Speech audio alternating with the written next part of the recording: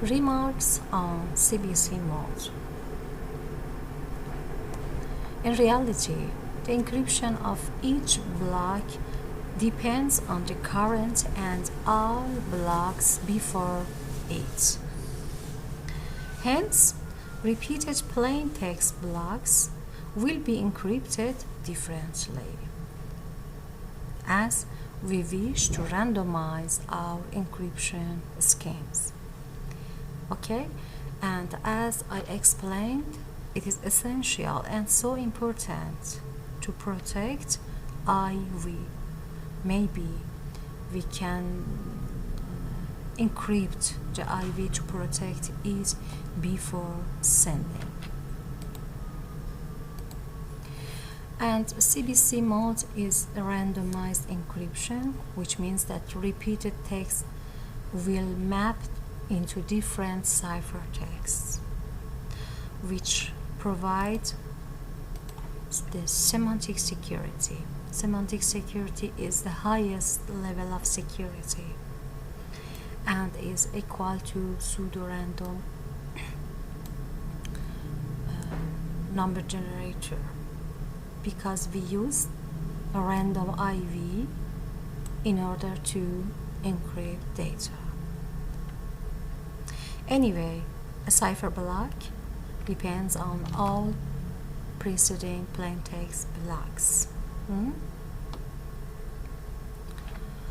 Okay, and here in this slide you can compare these two methods. This image is encrypted using ECB, and again the same image is encrypted using CBC mode. Here you can see the repeated point can be seen, but in CBC no information can be inferred from encrypted data. This is what we call this semantic security. Okay, after that we are going into another mode of operations which could be considered for stream ciphers. In fact, the advantage of stream ciphers is that we don't need that our plaintext to be a multiplied of a fixed block size. And also, stream cipher data are real-time. Normally, in stream cipher methods, the algorithm is very simple. Unlike, for instance, DS algorithm, which is quite complex, here in stream cipher algorithms are not so complicated, but it is essential to change the encryption key in each step. The first of all, we explain about counter mode, CTR. In this method, we encrypt counter value with the key rather than any feedback value from the previous steps. In fact, the counter for each plaintext should be different, and this method can be used in high-speed network encryption. In this slide, you can see the counter mode. We have a counter which is incremented for each block. This counter will be encrypted using encryption key and then will be XOR with our plaintext. And obviously, for the first step, we need to use an IV in order to start. You can see that how CTR is so simple. One important point about this mode of operation is that there is only one algorithm for both encryption and decryption as well, which means that you don't need to have a decryption algorithm for your receiver.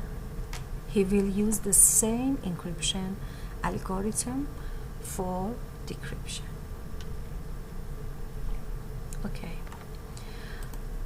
and the counter could be increases in each time, and also it could be synchronous between the sender and the receiver. The counter must be highly protected, like the secret key. Okay, and obviously CTR mode gives a stream cipher from a block cipher, and also provides us a randomized encryptions. Note that the starting counter must be chosen really at random, for instance using a nonce. The high speed is another property of counter mode, and we can use any kind of parallel programming in order to increase the speeds. And also another advantage is random access, because in order to encryption or decryption, we don't use the other previous ciphertext. Hence, random access is another good properties of counter mode. The next mode is cipher feedback. In fact, in this method, we use the data in the kind of, for instance, R bits. Your data must be in the size of R. And then we need to shift our ciphertext and then encrypt it with our encryption key, and using the first R bit of the result in order to encrypt our plaintext. Here you can see that, for instance, we have our S2 here, which will be shifted. For instance, you can shift it as 1 bit or any number of bits, and then after shifting it will be encrypted and produce T2. The only first part of T2 is XOR with our P2 and will produce C2. You can see here that the ciphertext of the previous step is in fact shifted. Hence, in order to encrypt each part, we need the output of the previous step.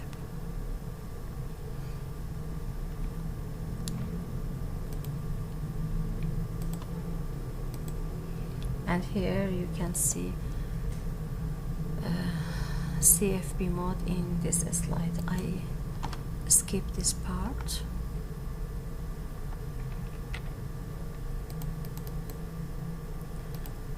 And the formula of CFB mode is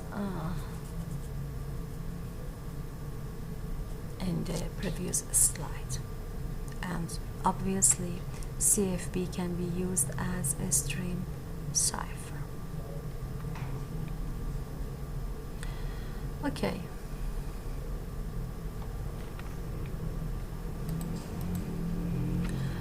In fact,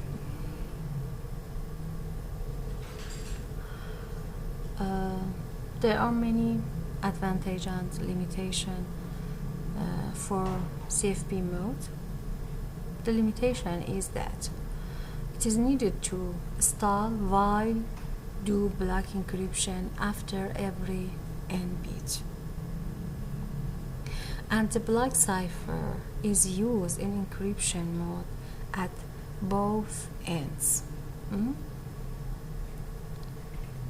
Even though a very small part of errors or fails in a part of ciphertext will be propagated through the whole other blocks after. But obviously this method is appropriate when data arrives in bytes, which means in mode of stream. Okay.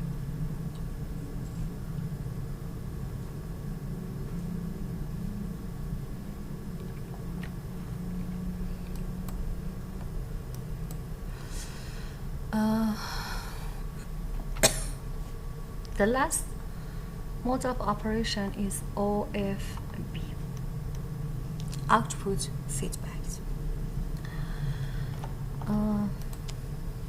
It is truly similar to the previous one, CFB, but a bit different. In order to use the previous ciphertext here to encrypt data, we don't use this part. We use only the previous part of key. In fact, when we have S2 here and we shift it, then we encrypt and get T2. We use only the first R bits of it, and we will XOR with our plaintext to get our ciphertext. Instead of using this C2 for the next part, we don't use it. We use only this part of our key. This is the main difference between OFB and CFB mode, and you can imagine what is the advantage. The main advantage is that the error will not be propagated. And obviously for the first time we use again an IV, and this IV must be shared between sender and receiver, and also the IV must never be reused for the same sequence, okay, of data.